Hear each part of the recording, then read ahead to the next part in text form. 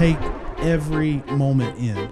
Life happens so fast, things change so quickly, and really just take in all of these blessings because, you blink and a lot of things change. So from the standpoint of sharpening one another, maybe we can just be encouraged and sharpened in that aspect this year to just really make sure to be extra thankful and extra focused on the blessings that God has given us.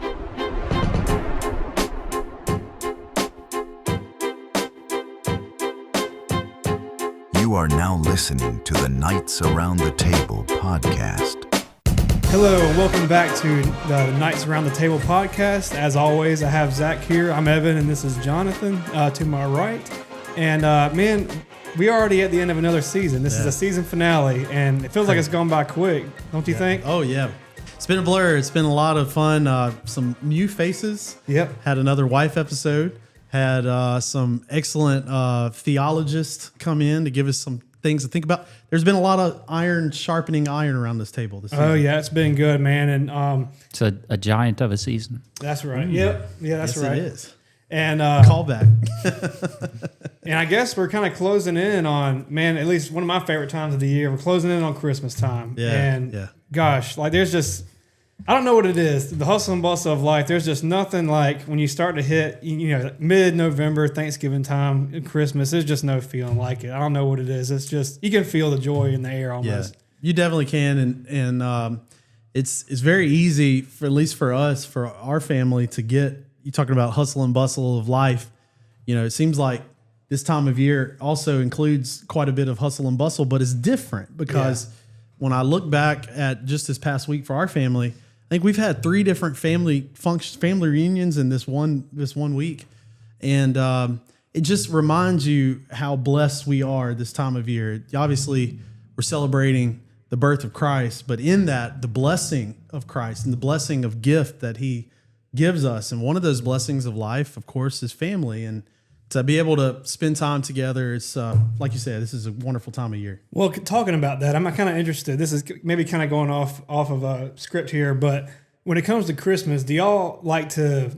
When I guess for me and you, it kind of runs together just because we're naturally family. Yeah. But do y'all do like an extended Christmas where you basically start like at the first of the month, with family activities or festivities, and they kind of run through the entire month? Because that's how I like to do it. It's just my Christmas extends for the whole month of December. It definitely does for us too. But we all are unique. I would say unique. We have the same kind of perspective here because we all are very close to all of our family.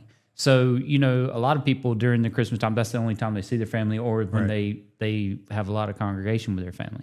And with us, almost every week, it's almost like Christmas year round and, family get together, so to speak. So to me, Christmas, the gathering of the family, the getting together isn't necessarily what would you say, a bonus from Christmas, because that's throughout.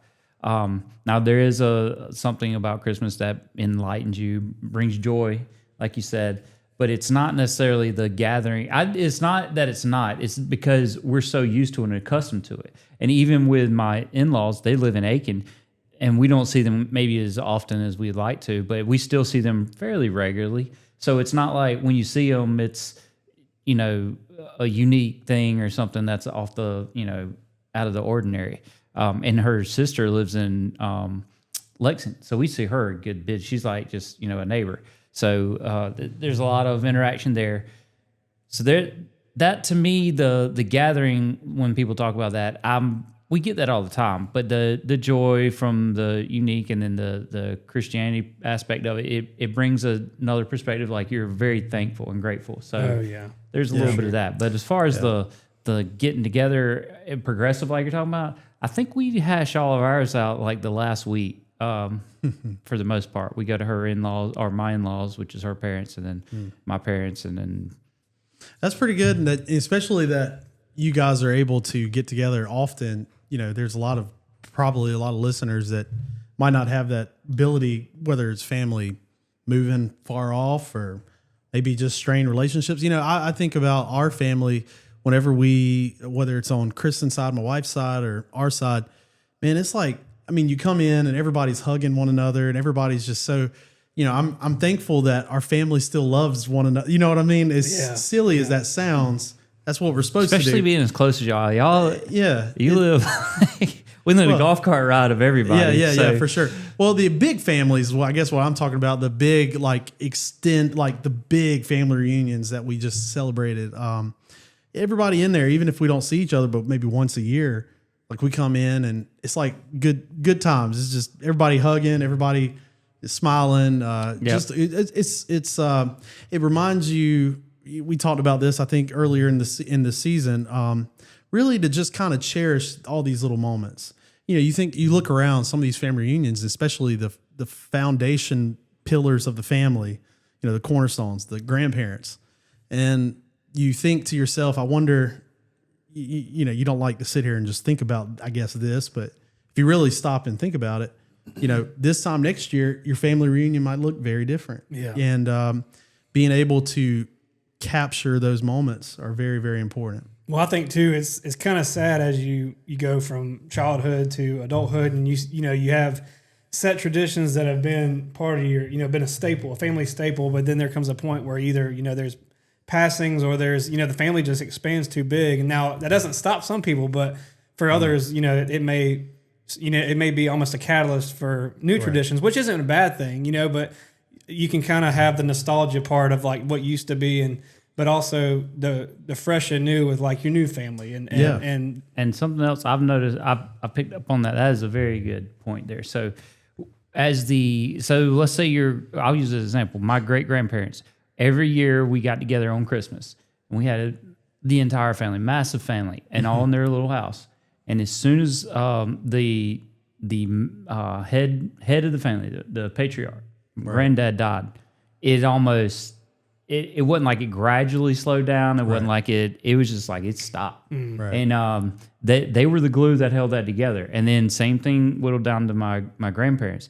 Now we still do that, but to the extent that we did it with them it's not even like, in the same ballpark, because the glue that holds that family together. Right. And then, so you look back or you look into the future of when you're going to have grandchildren or even your children, when you pass on, that nucleus is not going to be as tight once you leave, because they're going to start their own families, their own little bonds that are going to develop. But it's sad and it's, happy at the same time. What's a bittersweet thing? I mean, like the Lord calls us to grow our families, and it's almost a beautiful thing to see. Like, I mean, you hate to see the breakup of the tight knit, family community, but then as your family starts to grow, then there's branches from your line that, and it just multiplies, and it's such a beautiful thing. That's a good question about that. So when you got married, and this is for both of y'all, you always had your tradition. You go to Christmas here and your family, and then you have to now include your in-laws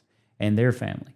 So what did you give up with your family, and how did you do that? And that's good. And not only you, but now your siblings. So if you have siblings, then you have to. Everyone has to accommodate to get to that. So how did y'all do that? Well, let me just this kind of adds a unique aspect into it. So my parents were divorced, and so I know that neither of you guys have had that perspective. But from my perspective, that created a whole nother thing. Yeah, because I mean, you think you have four families alone, and then on either side, but then you also have your spouse's family, so that creates a whole nother dynamic. So like for us, what it came down to is trying to appease your parents and stuff on Christmas or holidays where you're it's not even really a rest day. At one point you're having to go here, then here, then here, then here, and y'all do that all on Christmas Day? Well, we used to. So it was about a couple years ago, I think 2 years ago now, we were like, I think we went to 6 places in a day. Wow. And we're like, no, we can't do this anymore. And so kind of the way we counter that, so we basically go 2 places on Christmas now. And it's my wife's parents, so your parents, and then my parents' house. But we do that by extending it out, like I was saying, through the month, where we kind of gradually go and see other family members. So we do a routine now where we go see my parents, or my dad and my stepmom in Raleigh, for like 4 days, and that's after Christmas. But it kind of helps, slow everything down, but also helps you kind of cherish the holiday a little bit better too. So it's not so chaotic; it's more relaxing and enjoyable. But I whenever we got married, Kristen and I. we're very blessed. We had, at the time that we got married, both grandparents on both her mom and dad's side were still alive, and on my mom and dad's side. So we had a lot of family and a lot of family functions. And I'm the oldest on my side of the family, so I was the first one to get married. So whenever when we first got married, a lot of our, I guess, classic traditions on Christmas, all the ones that I'm used to as a child going to, they were still carrying on because none of the grandchildren were married with their own traditions. So I was the pioneer of the calendar, you know. Mm-hmm. So we were, it's like you, Evan. We used to do, we get up on Christmas morning, open up gifts. I have no problem getting up on Christmas morning. I'm awake before the chickens get up. Oh yeah, same. And I'm ready to rock and roll. And so we would always open gifts whenever me and Kristen were first married. We'd open gifts like at 6:30 in the morning. I mean, before the sun comes up. And then we'd be at her Aunt Jetta's house for breakfast at 8. Then you turn around, be at my parents at 10. And then you go, I mean, it just nonstop. Yeah. You know, it's like that. Her parents later in the afternoon. And eventually, we didn't really have to prioritize. It was kind of like the family sort of all started, like you said, started spreading a little more of this stuff out. So a lot of our big family reunions and stuff weren't like all in the same week.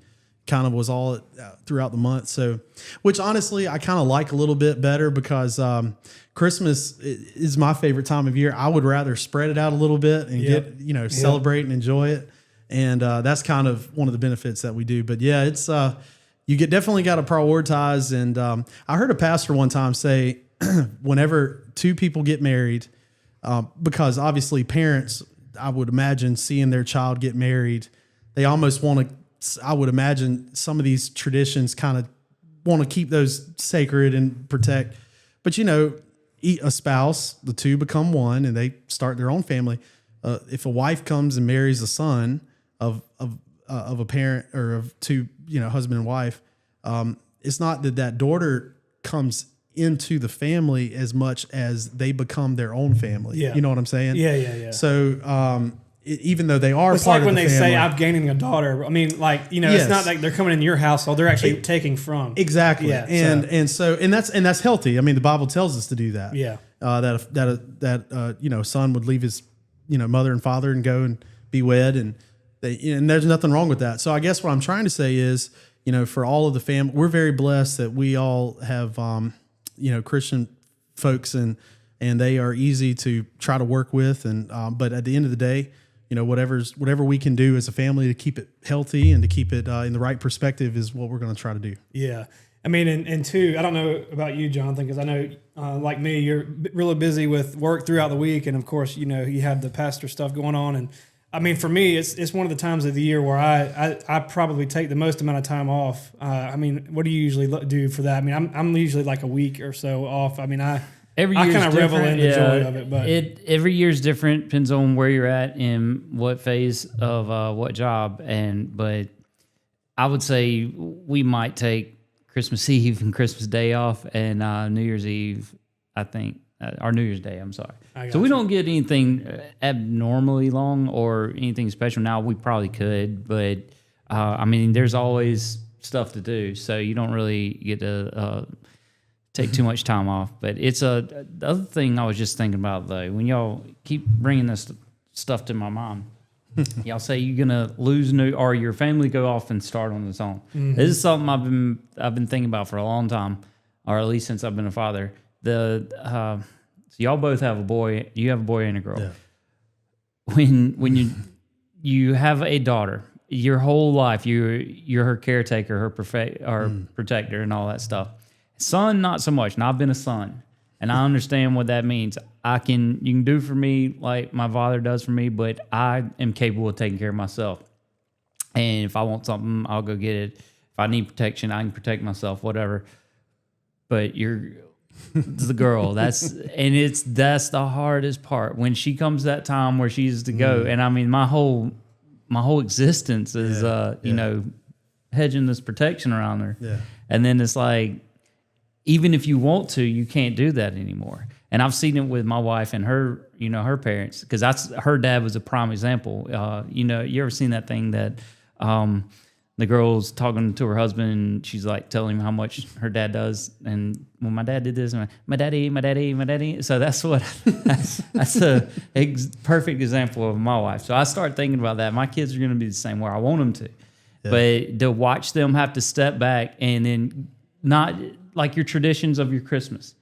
You have to step up. You have to give that up. Like step back, let them make their family and their traditions and their stuff. And I mean, that's a hard thing to do. So when with her family, we moved it to Christmas Eve. Go down there, have their same tradition, but what they would normally do on Christmas Day. Right. And that's to accommodate not just us, but I mean, he has 3 daughters. Right. Doesn't have any sons. So it's tough. And they've done a wonderful job with letting that go and letting them have their life. And I don't know if I would be as, able to do it as well as they did, but it's very, I mean, that's a whole nother aspect of life that you kind of don't think about. And none of us are in that position yet. We are actually closer to the time where we just affected our parents versus when our kids are going to. But man, it's man, life will. I know, right? It'll get you. I was thinking, if you really think about it, when you have kids, you have like 18 or so Christmases that will come that you really can ensure that they're in your house, that they're doing they may go off to college or they may do other things. Do a good job and everything works out. You don't want many more than that. Right. It will be sad. Yeah. But at the same time. And if you think about it, man, when you look at it that way, that's not a lot. No. Well, that is not a lot at all. Make you sad. Actually, the other day when we were at Mama and Papa's house, I was like counting up. I was like, man, Mason's almost halfway done with that. And I hope I don't mean to bring sorrow to you, but I'm just thinking like that. It goes quick though. It doesn't even hardly make sense. In just a couple of years, for 2.5 years, Mason will be in the youth group. That's crazy. I mean, just let that sink in for a minute. And in another 6 years, he'll be ready to marry. This time, right. And so dropping those lines. So like Madison, we were just talking about today at lunch. She, at the end of this school year, going into the summer, will be moving into junior kids. That don't make no sense. Yeah. Like, she's, I see her as my little girl. Shoot, one of the family reunions we went to, I'm sitting there looking around at the youth center. We were down there with Kristen's family, and it's the big group.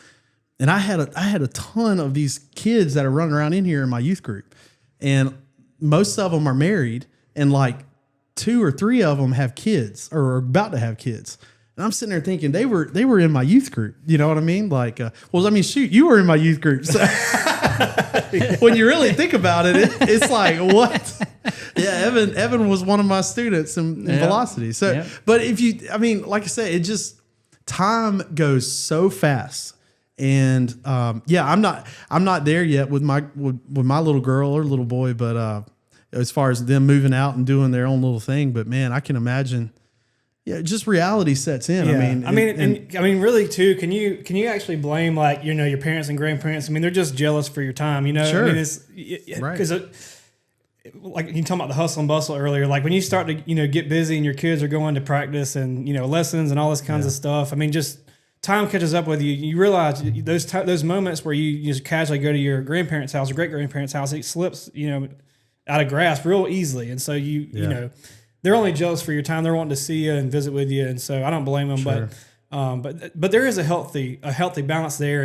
And speaking of healthy balance, I want to kind of ask a question since we all have little kids, young kids, and I feel like it's a question too that maybe some people in the church have too. And it wasn't much of a question for me when I was growing up. I mean, my parents just kind of dealt with it as it came, but the idea of Santa Claus, and so I know there are some parents that are like hardliners, like, we're not going to do Santa because if we raise our kids in this way, then they're going to, if they find out, the truth about Santa, then what are they going to think about Christ? Or, but then there are others that they're like, we'll just let it play out and see where it goes. So just curious, like when it comes to Santa with your guys' kids, what do y'all do? We all know where you're at in life as far as with your spirituality. We think you're a prime example. So based off of that, and you get all of your decisions on life based off your experience or your knowledge, however you gain it, most of it through experience. So how are you taught? How was I taught? Yeah, Well, what happened with you in your childhood? Well, it was interesting because it's like one of those things where I wasn't told. I mean, you could just kind of put two and two together. Yeah. You know Well, what I mean, everything around you. So unless you were told different, you're as a child, everything's geared to promote Santa. Right. So unless your parents or someone else going to say, "Hey, this is all lies," I see what you're saying. Yeah. So you're going to draw that conclusion. Yeah, and I mean, I think the difference was too. Obviously, we had a family that Christmas was about Jesus first, and that's the priority, and then second was about giving, not receiving. And so then, if you get those two out the way, or not say out the way, but if you prioritize those two, then regardless of what the whole Santa thing comes down to, I mean, I think, like you say, somebody who is mature in their spirituality can say, okay, well, this is just an image of what the giving is supposed to be about. Right. Yeah. But I know it too. It extends past that too, and with the whole history with Saint Nick and all that, which I'm not really that keen to. But so if you were not told Santa was a lie, and it was which I hope my kids are listening to this. If you were told, you believed in Santa and all that, and then I don't know, let's say you're early 30s now, and you're basically a leader of a church group or a leader in your business, you've turned out, you haven't gone astray. So it's not necessarily a bad thing to, draw that hard line like you were talking about. So it is possible to have this little bit of fun childhood. Yeah. Yeah. And then as long as you, like what you said, is very keen, prioritize Jesus, the reason for the season and everything. You can't have Christmas without Christ, as they say. So you prioritize that, and then the giving over the receiving.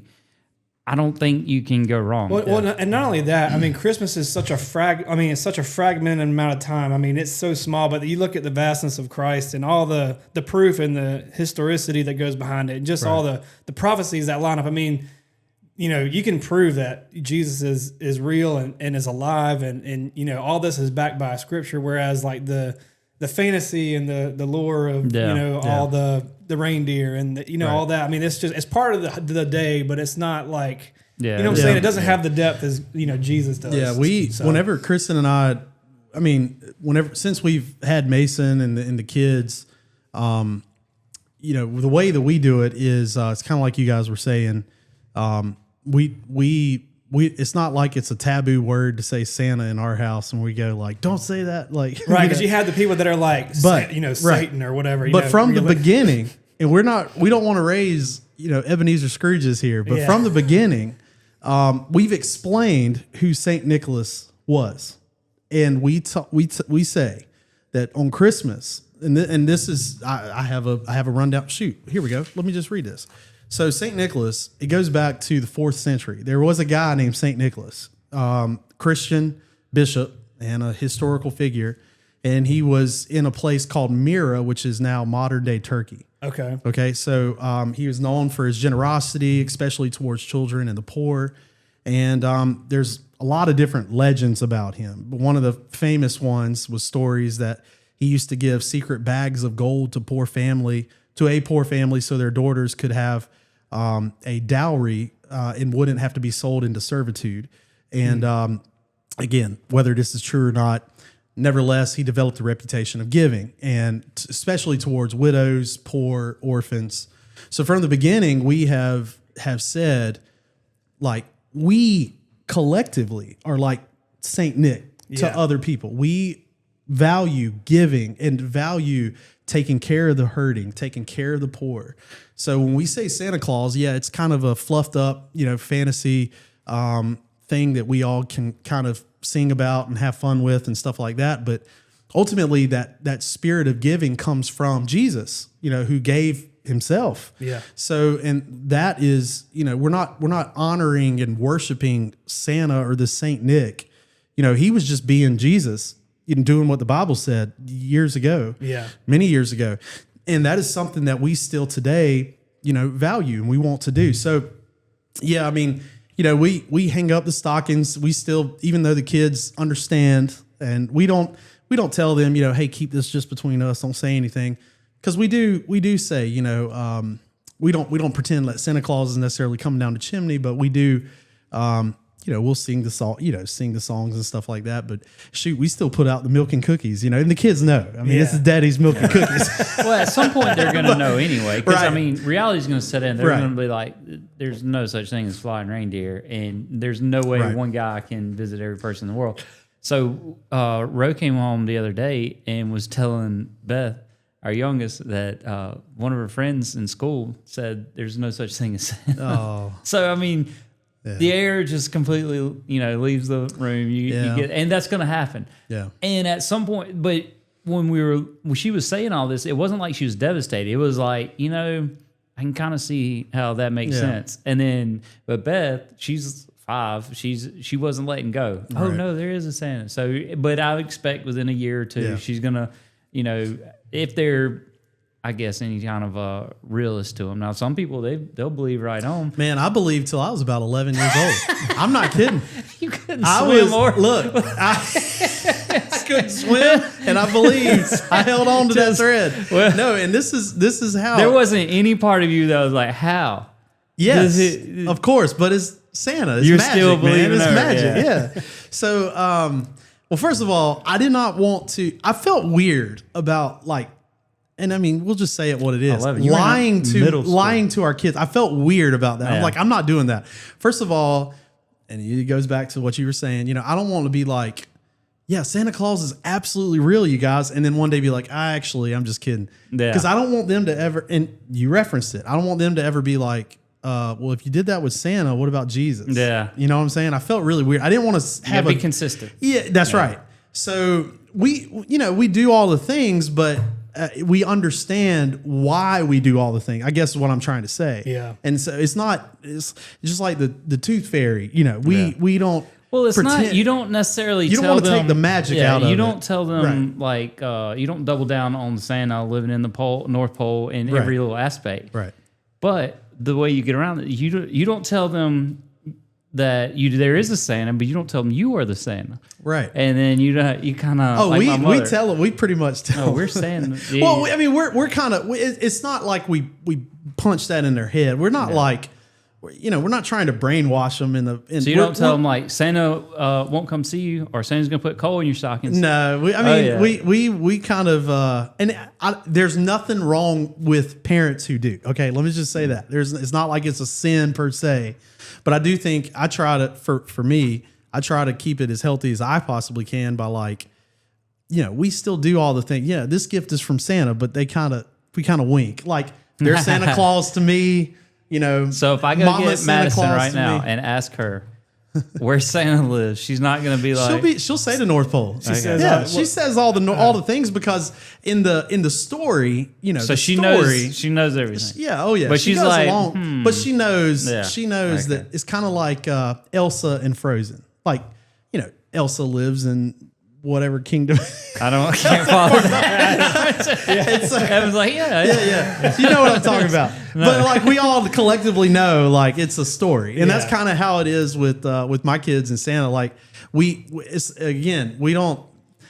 keep the magic there by still celebrating, going through all the stuff. And but we understand that we are the spirit of St. Nicholas is who we're talking about. Sure. It's not actually St. Nicholas. to kind of confirm that you've done a good job, and I don't want to brag or anything here, but when we go down the road and my children want to hear Christmas songs, their favorite Christmas songs aren't Rudolph or anything like. Nice. It's always something like Away in the Manger, something that is Really? actually Great. Nice. and that's it kind of gets you right in the feels. Yeah. These people are. No, they understand. Yeah. They're getting it. Right. They are putting Jesus over Santa, and it kind of makes you feel good that, or at least confirms that what we're teaching is done right. Yeah. And it's not just what you teach them; it's the environments you put them in and what they are learning in your environment. So, Right. at church, it reconfirms everything we're teaching at home,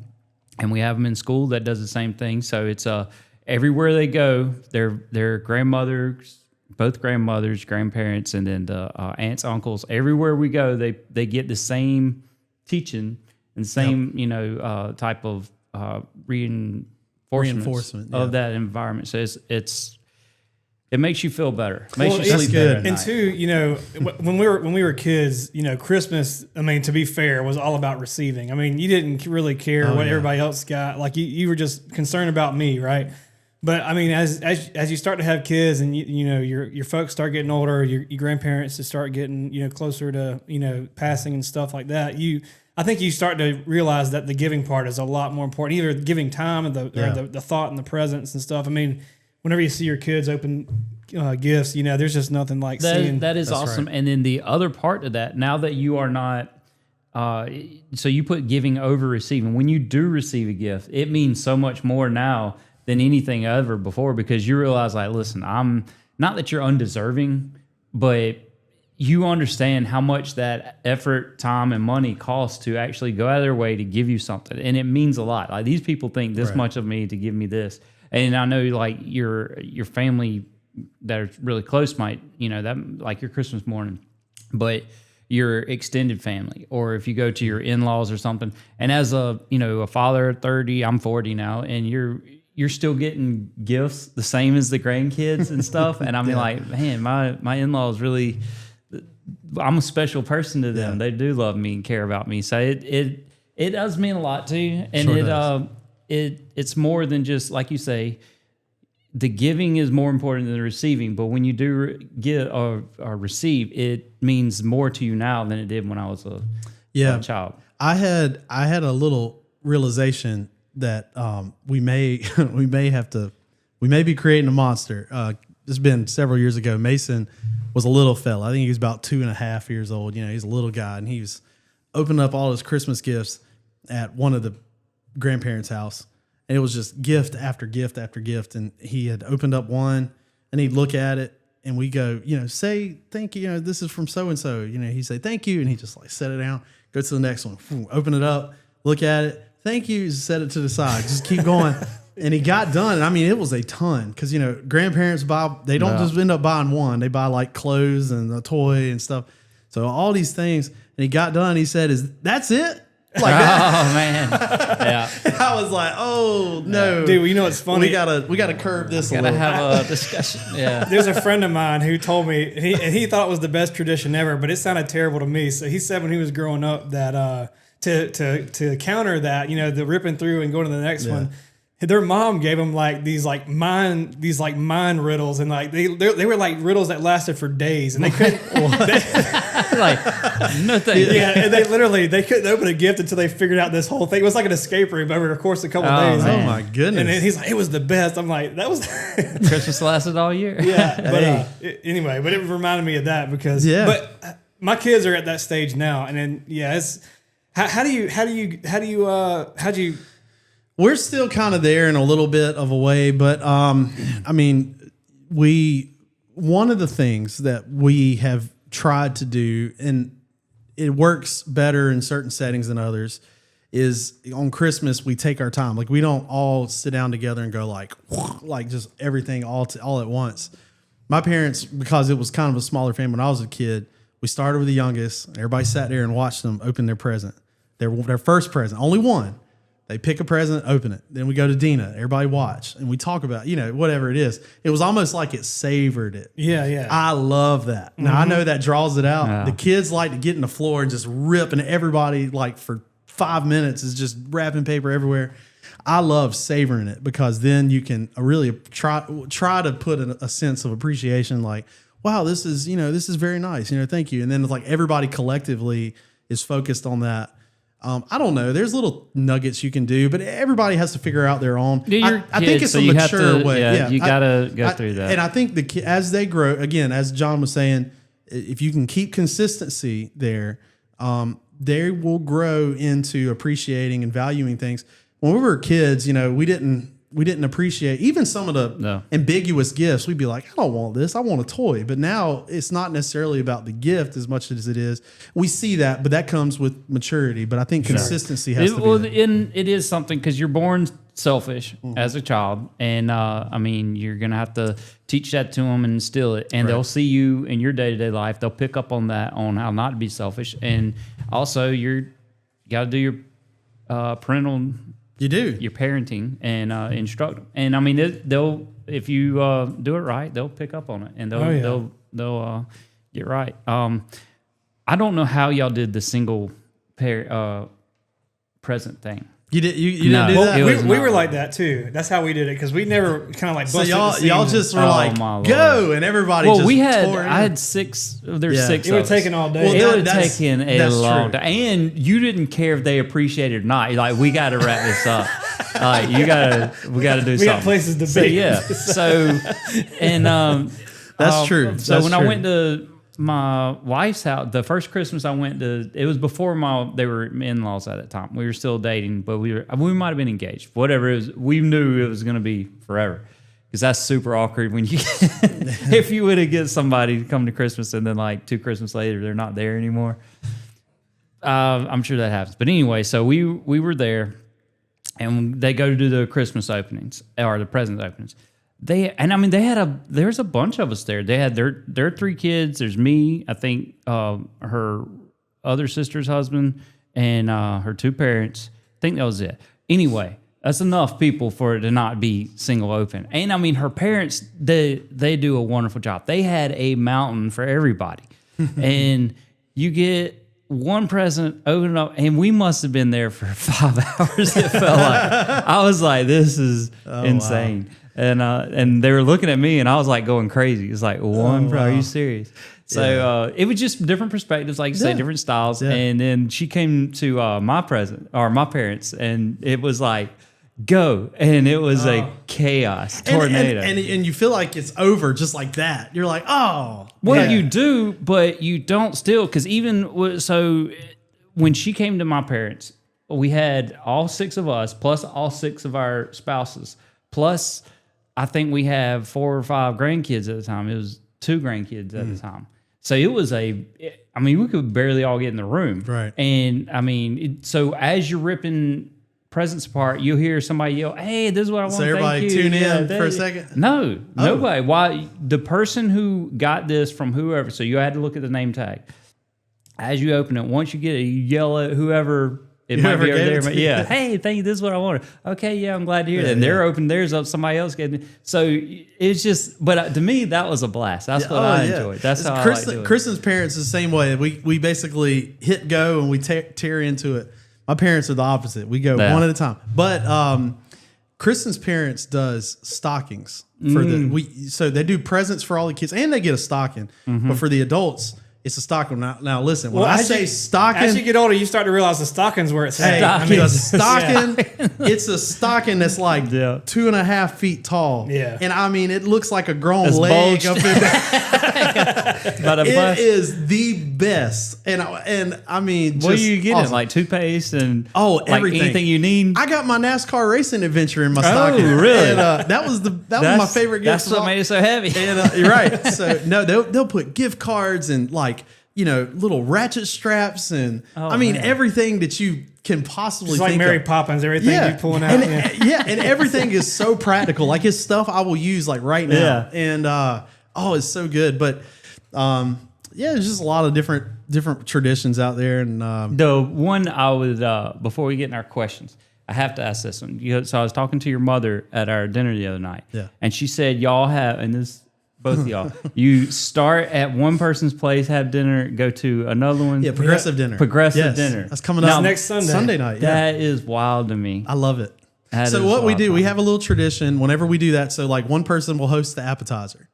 And we used to do this with our youth group too. We have but this one is, we have 4 different households in our family. So we stop at every house, which we used to go all the way out to the other side of town when Caleb and Carly lived way over there. But now everybody's kind of central and local. So we go over, one person will host appetizer.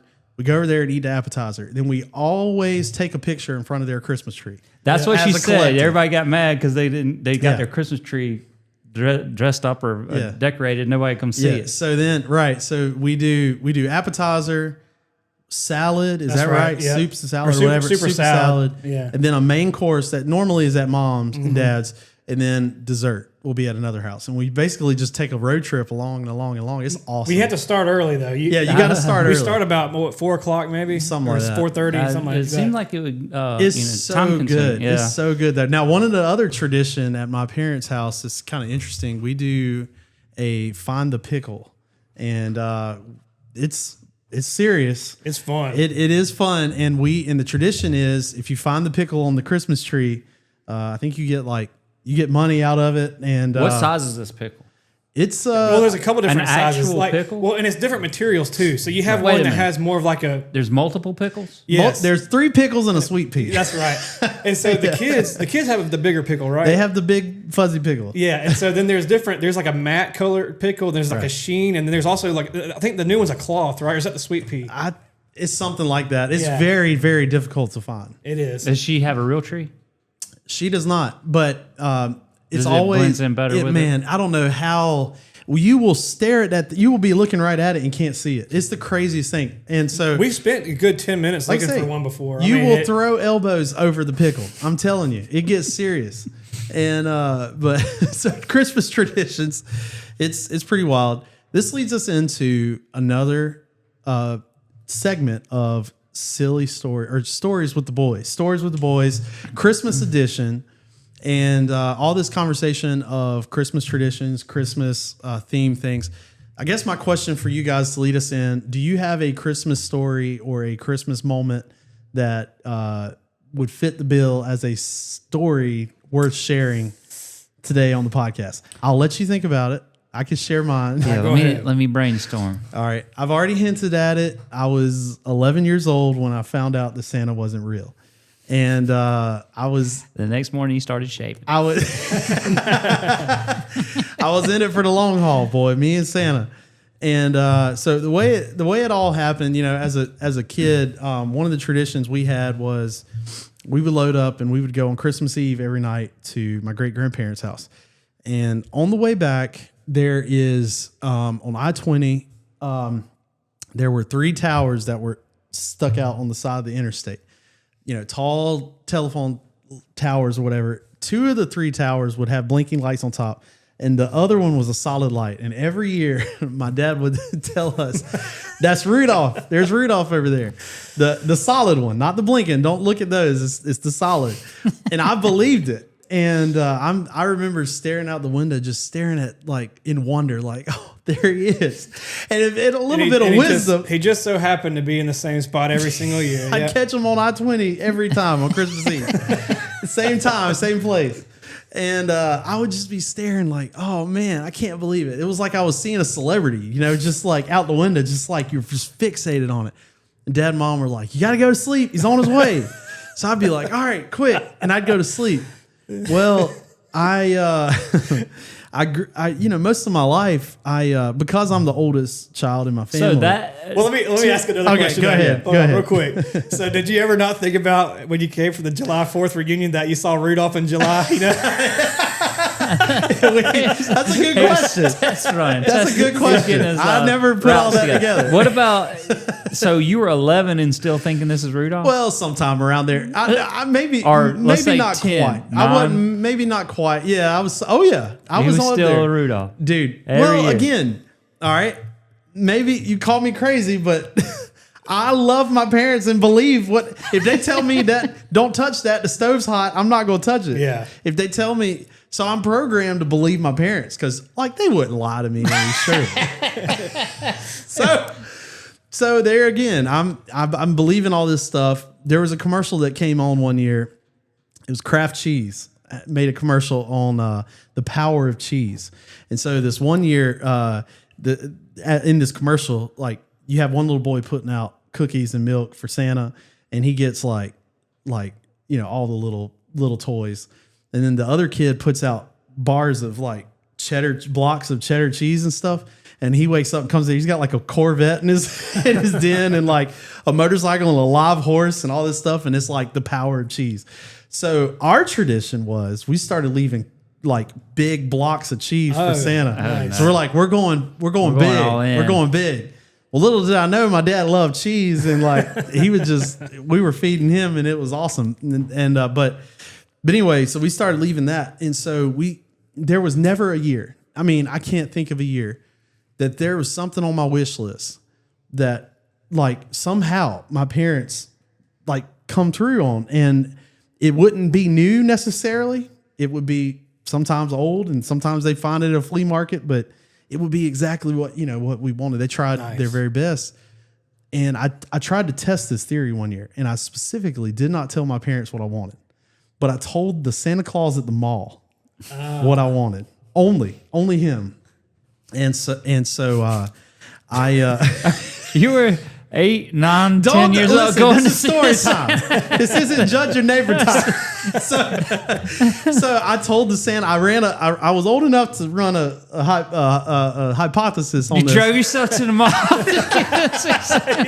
No, this is on his day off from senior year. Yeah, when I skipped school. No. I sat on Santa's lap and I whispered in his ear. I said, all right, listen, I haven't told nobody, but this is what I'm going to tell you. And I told him what I wanted. I can't remember what it was. And I got it. What? I got it at crazy. Christmas. Yeah, it was the craziest. I specifically did not tell anybody. Oh, that's another 3 years of belief right there. Right. So I was bought. I was sold. Hook, line, sinker right there. I was sold. I And know. it wasn't just any Santa Claus. It was the Santa Claus at the mall that I knew was the real Santa because of this. So then, like, I'm completely sold. And there was one day I come to church on Wednesday night, and my two best friends, we were on the playground at the youth center before they did all that clearing and stuff, the old dangerous playground. We're walking out there, and we're talking about Santa Claus somehow. And they're like, Santa Claus is not real. And I was like, I'm telling you, he is. And like, I'm having this open debate out there with them. And I'm like, I'm telling you, I'm like, explain this then. And I was like, I did not tell nobody what I wanted. And I only told the Santa Claus at the mall. And he came through. And they're like, I don't know, but he ain't real. So I'm telling you he is. So it was just a few months later, I'm riding down the road with my dad. And my dad just nonchalant, like we were talking about talking about Christmas stuff. And it was just me and him in his truck. And we were on, I'll never forget, we were on Ramblin' Road. Going just past Indian River up the hill. And he said, hey, you know Santa Claus isn't real, right? What? He just said it just like that. Oh, man. And I was like, oh yeah. I know Santa Claus isn't real. Dude, devastation. Devastation. Inside. I was mortified inside. But I played it. I was like, oh yeah. Oh, Santa Claus. Oh, I knew that. Hey, look Santa out the Claus. window and start crying. I'm not kidding. It was that close. Devastation. And yeah, man. So Could he That sense, hits hard, Could he man. sense something was off or no? I think I played it off pretty good, but I remember Like, it what would hurt. impel him to, or compel him to We were talking. drop this knowledge? It was on you? right around Christmas, I think, and we were talking about something with Christmas, and he was just kind of like reaffirming in me, like, "Hey, This is probably his perspective. I don't know, but he's probably like, I know you're older now. You probably don't believe. Just let Caleb and Dina, play along with us." I'm sure that's what his thought was, to just make sure I knew, like, hey, we're Well, you were just going doing to a keep playing good along. job at keeping them. It hurt, man. It hurt. So, That hurts me right now thinking about that. Oh, man. Look, ruined I it. didn't want my kids to feel that. ruined his I dream. was devastated. Man. So even still today, if I watch the daggum the Polar Express and you hear the bell because you still believe. You over there just ringing. Hey, it brings a tear to my eye, man. I'm over there ringing that bell. I still believe. But no, anyway. That's a good one. Well, I thought of one, and I got it fairly recently. And by recently, I mean within the last 10 years. So the first time I went to my in-laws for Christmas, again, I think we were engaged. They had this tradition, before you open up any of your presents, they give everyone their first present, which is a set of pajamas. Nice. Used to be matching pajamas. No.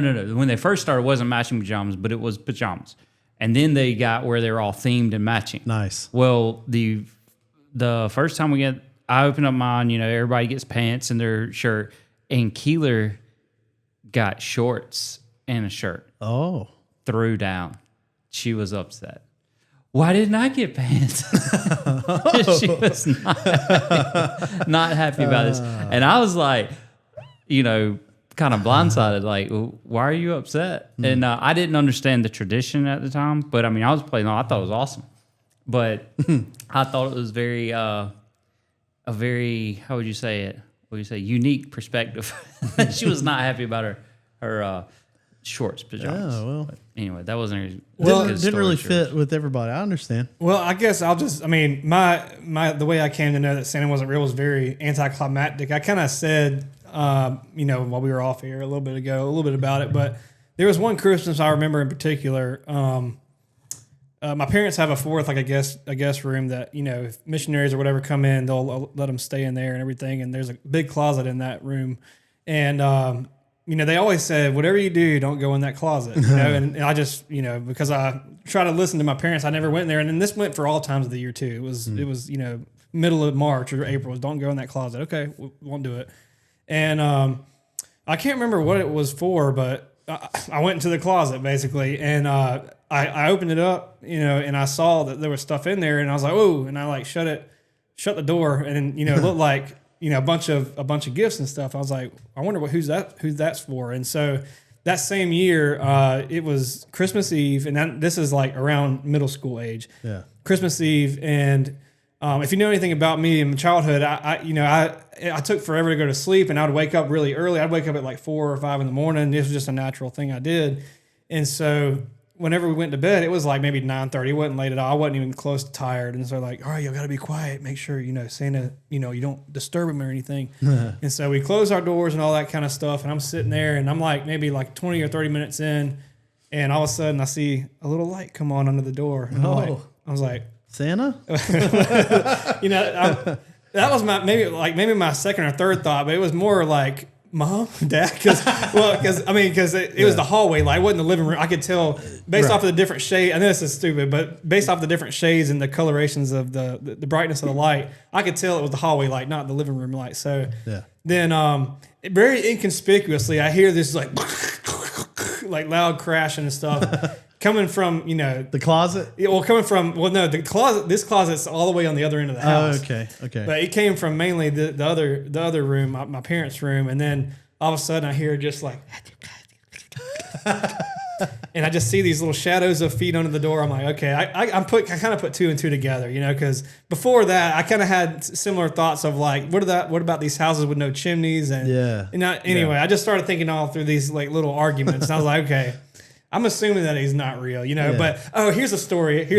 Okay. Oh yeah. Here we go. So based off of that, so you were mentioning earlier that, your dad said, just, I don't want you to ruin it for Caleb or Dina. Well, my brother is 5.5 years younger than I am, 6 years younger. And he'll tell you this story still scars him to this day. Okay. So this is after I'd already found out Santa was not real.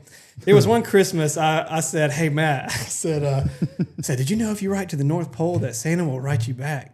And he's like, "Really?" I said, "Yeah, dude." So he'll write you back. And so it was like I had him sit down. And I said, "Man, write him anything you want, like be specific as you want or whatever." And so he was sitting there writing out his little thing. And we put a little stamp on the envelope, and we went up to the mailbox and put it in. I said, "It won't take long, And I think it was like a week or so later, I'd planned it out. I'd printed off like a little template of like, a North Pole border and all this stuff. It was so bad. And, and then, so I ended up writing to Santa Claus. I had just learned cursive at that point in time, and I was sitting there writing in cursive, because so he couldn't tell it was me. And I was like, dude, I said, Santa wrote you back. And so I sat him down. I was like reading through the whole thing. And he was, his eyes are so wide. It's like, oh my goodness, this is awesome, And then it was a couple years later, he found he kind of inferred that Santa wasn't real. And he asked Mom, what about that letter that Santa wrote me or whatever? I was like, that was me, dude. So, did you write him? Did you say anything? What did you like? Well, it was basically like, you've been a real good boy. Yeah, stuff like that. Kind of it was like, well, see, that was ingenious. Whatever, whatever. Well, that was a good brother move, because if you would have been a mischievous brother, you could have responded like, I don't know, you've been on the naughty list. And then only stuff that you and him know about, and then drop that. Like this time you hid your mom's purse behind her couch over there, and he'd be like, how do you know that? But I don't know why that affected him so bad, but he was like, man, remember that time you faked Santa? Anyway. But devastation. I get it. Yeah. I get it. It killed him. It crushed him. Oh, yeah. I get it, man. Tough. Well, Great stories, a lot of good memories. Brings us to questions from the basket for the final time, season 2. Let's see. We have a nugget from the producer here. Elsa lives in Arendelle. Nice. Thank you. Very good. That's a callback from earlier. I remember that now. Okay, here we go. What is the, in your opinion, what is the best Christmas movie? Mine's Home Alone. I was about to say that was hard to beat. The first one. Yeah, the first one's really hard to beat. I'd have to think really Even hard. though I will say this, being on this side of the parent thing, when you play Home Alone, hey, look, I've spent time. I feel like that guy because Kevin is yelling at his mom, and I look at my kids and be like, "Let me tell you, if you ever do that, I would, yeah." And in fact, they really haven't watched that movie yet because I mean, it's just except for some parts where Kevin's like booby trapped the house. Yeah. They think that is hilarious, and I remember the first time I watched that, and I'm the exact same age as Kevin McAllister. So when that movie came out, I was like 6, 7 years old, something like that. And I don't think I saw it till I was like 8 or whatever.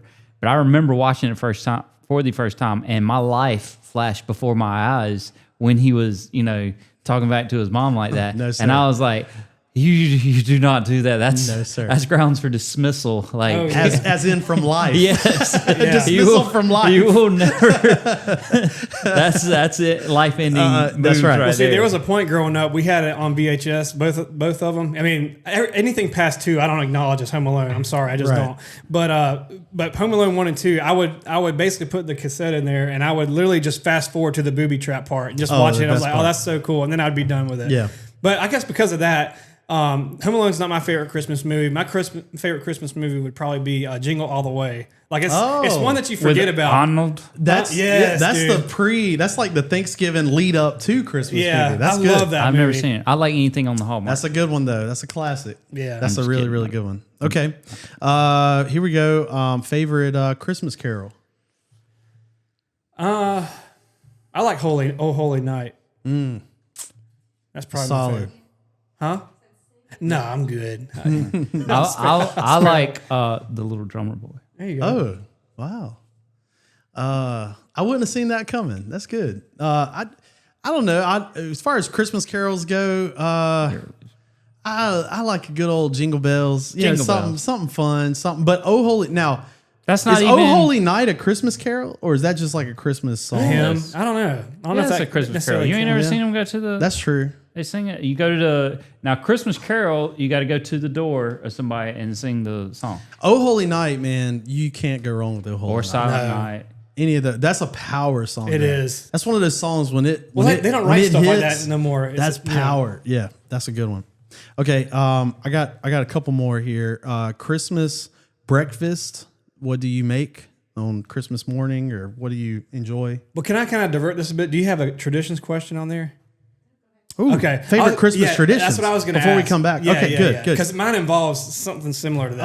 Okay, but lead go off. ahead. All right, favorite Christmas tradition. Yeah. That's the setup question. Okay, go ahead. Okay, well, my favorite Christmas tradition, and it's been one we've had. I mean, geez, since I can remember. But and this is kind of one of the ones we've had to modify because again, the family's grown so much. But every Christmas Eve at night, we'd go to the candlelight service at church, which was always good, and we'd come back and we would have just this huge, expansive like breakfast for supper thing. We would have After the Christmas light. Yep. That's like at 9 Like o'clock. at 10 o'clock. Oh yeah, it would be late, but we would have. I mean, we'd have the whole spread. We'd have grits, bacon, eggs, cinnamon rolls, French toast. Wow. I mean, all the on Christmas Eve. Christmas Eve night. Yeah. Wow. And it was how you didn't leave time for Santa. well, no, we didn't. But that's pretty impressive. and some people do that stuff on Christmas morning, but it's always been a tradition of ours. We just did it on Christmas Eve night. It's one of my absolute favorite traditions. Oh, that's cool. That is. Kristen sometimes we'll sometimes do a little breakfast, but generally these days we do very little for breakfast on Christmas because my mom does like shrimp and grits for brunch. Oh yeah. What? And it's like, yeah, so it's like everybody wants to eat shrimp and grits. So we do enough to get us through A low country Christmas. It's I every like year it. she does shrimp Well, and grits. that's about the only time of year that she makes it. But however, I think it was Carly that hacked it this year. She, for her birthday lunch, she or wished dinner, requested it? she got requested it. It's the super shrimp and good. grits. But usually that's the only Yeah. time she makes it, though, which is kind of a Yeah. privilege. It is. Yeah. My favorite Christmas tradition. So growing up, my dad's parents were in the military and stationed on base around the country. And we wouldn't see them, but maybe once, twice a year.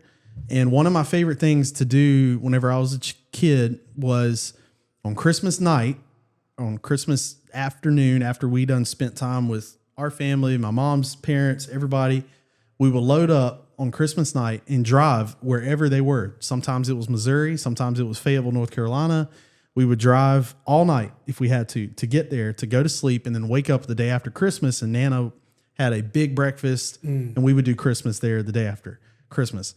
And I'm talking whenever we roll up there, because we would only see them once in a blue moon, my Nana had thought through she rolled the red carpet out. Like I'm talking everything, and it was the best. And so I just look forward to those nights of getting in the car in your pajamas, and hitting the road trip, everybody bringing their little pillow and sleeping on the ride, just kind of taking all of Christmas in and knowing that, okay, when I wake up tomorrow, and we're going to have so much fun with my grandparents. And that was always very special. Nice. Yep. Yep. Well, we have Keeler makes a breakfast casserole, and it's got the grits, sausage, bacon, cheese. It's delicious, and got a little spice to it. There you go. And then we do the breakfast things, and then we have to go over to my parents, and then that's where we do a big lunch over there with them. But I mean, we don't have anything like a crazy tradition, but just being with your family all day and That's awesome. hanging out. Yeah, And that's really good. I do like the idea. I didn't intentionally, or I would have intentionally. I'd never had to, but I kind of like the idea of doing everything with the family outside of Christmas Day, and then on Christmas Day it is our family. Yeah. And just kind of that's the focus. So, That's right. And now we are a little bit, we got a little bit of a caveat there because my parents live right next door to us, so you do see them without, Right. it's not like you're going anywhere, but for the most part, it is just our family. Yeah. Yeah, that's special. That is special. This has been really, really fun and good conversation of reflecting. I do hope all the listeners have been encouraged and kind of maybe set the tone a little bit for this week and for Christmas coming. And just we've got so much to be thankful for, from the heritage that we have to the many experiences. If there is one maybe nugget of encouragement that we want to leave our listeners with, it's to really take every moment in. Life happens so fast, things change so quickly, and really just take in all of these blessings because you blink and a lot of things change. So from the standpoint of sharpening one another, maybe we can just be encouraged and sharpened in that aspect this year to just really make sure to be extra thankful and extra focused on the blessings that God has given us. Sure. And to add to that, sometimes Christmas can be one of those times where, you have to celebrate with family who maybe not have the same views as you, or they might bring up politics, or they might choose to be kind of contentious or whatever. But if you just really dial it back, in your heart and your spirit that, Christmas is about Jesus. Yes. I mean, through and through. And unlike some of these other holidays that we've kind of discussed before, there's no argument about what Christmas is about. There's debate about what time of year Christ was born, and about the wise men not being there versus being there, and Right. and about Christmas being pagan or not pagan. But the Christmas is the Christian holiday. Right. It has been taken by Christians, and we are celebrating Christ's birth. And it's about celebrating the fact that, like you were saying, when we receive, we feel special, we feel thought of. And, when Christ came for us, and he came to be born of a baby and in a manger, in a stable, in a lowly place, stinky place, he thought of us, and he gave us the ultimate gift of Christ. And so that is something we can always be grateful for, and every family can be grateful for throughout this whole season. So, Amen. but I guess that's a wrap for today. We thank you for joining us this season on Nights Around the Table podcast. We hope to see you again soon. But until then, catch up on some of our older ones if you haven't listened to any of them or some of them. And then we just hope to see you next time. So until then, stay sharp. Thank you.